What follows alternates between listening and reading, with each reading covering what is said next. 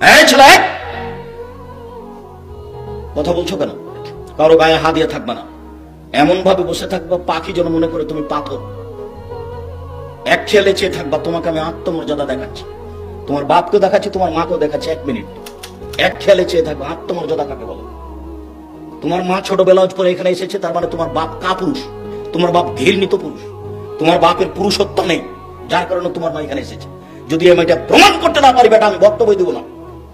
আমার নতুন কথা নয় তো, আমি এগুলো সব চিরদিন বলে আসছি 31 বছর থেকে। আত্মমর্যাদা দেখো কাকে বলে।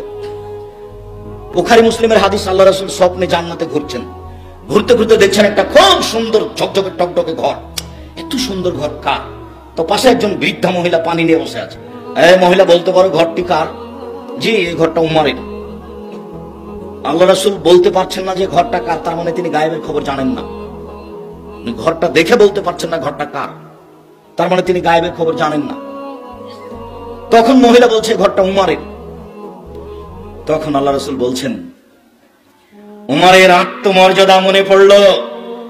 ঘরের বাহির যদি এত সুন্দর হয়, ভিতরই বা কত সুন্দর।